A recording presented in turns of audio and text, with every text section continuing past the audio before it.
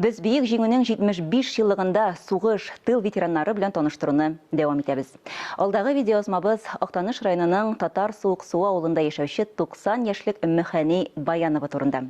Бала шақтан хужалықта намуслы хезмәт қойған тыл ветераны көп һөнәрләргә ия. 90 яшьтә дә сәхнә тотучы Өммөхәни апа белән хәбәрчебездә очрашты. Район совет аппараты җитәкчесе Өммөхәни Баянованы 90 яшы белән тәбрикләп, Россия президенты Владимир Путинның котлавын район башлыгы Энгель Фәттаховның күчтәнәчен тапшырды. Сезгә изге теләкләр белән Владимир Владимирович Путиннан сезгә открытка алып килдем мин.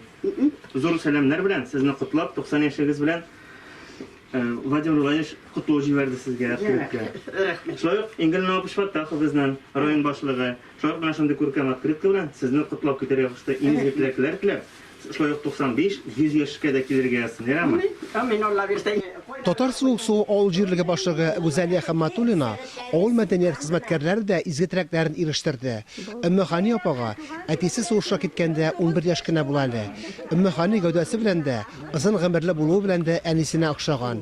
Әнисе 97 яшькә кадәр яши. Тегәррәк кызны сугыш вакытында ук өйрәтә. Кул белән бияләйләр тигә яшүсмер кыз.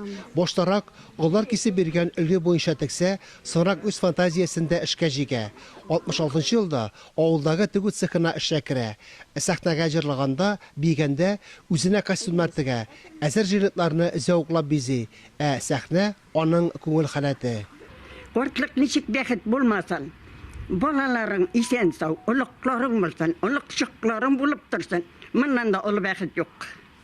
Балалар исән сау булсын. Күңеле тулы моңны гамле сүзне авылдашларына җиткерә. Гәүһәр Шиһапованың еракта калган язмышлар шигырен юбилей белән котлара килүчеләргә яттан укыды. Кунакларга мөнәҗәттә көйләп күрсәтте. Кортлык шатлык түгел дисәләр дә шатлык икән. Уйлап карасаң, мул тормышта күрмәй китә идем. Шушы яшькә җитә алмасам, ничек җиттең бу яшеңә диеп, үземә бирәм сорауны. Балачактан изде, сүтте, җыйды, узган авыр еллар сынавы. Кадерле әниләрен котларга республиканың төрле төбәкләренә таралган балалары, оныклары да кайткан.